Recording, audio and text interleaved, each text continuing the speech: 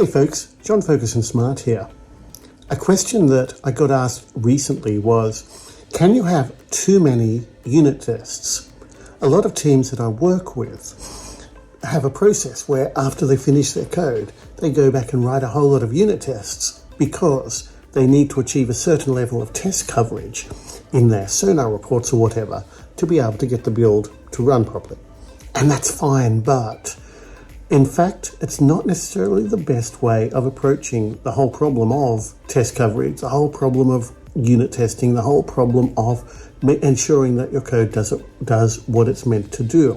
You see, if you have unit tests that are written after the fact, if you have unit tests that test each individual class that you write, then what you end up happening is you have tests that are tightly coupled to your implementation, tests that are tightly coupled to the classes that you build.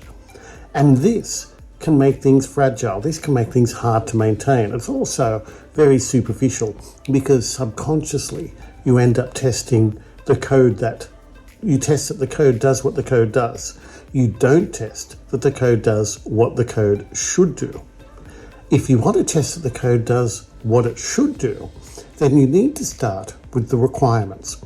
And this is in the form of acceptance criteria, which are a level above your actual test classes. Your acceptance criteria should never refer to individual test classes. That's why I never use the Java convention or the testing convention of putting the word test after the name of a class, because my tests, even my unit tests, do not refer to individual classes. I often say when I'm training folk in TDD, I say that my tests do not test the classes, they test the behavior. But the classes get tested anyway, because if a class is not exercised, if a method is not exercised when you are illustrating the behavior you want to demonstrate, then what purpose is it serving? Either you've missed some flow, some behavior, some edge case, or your class, your method is not serving any useful purpose. So everything should be driven from the requirements. And this works both for TDD and for BDD. When you're working at a BDD level, you write your acceptance criteria, your high level requirements, your executable specifications. And if you're working with microservices, then it flows down very naturally.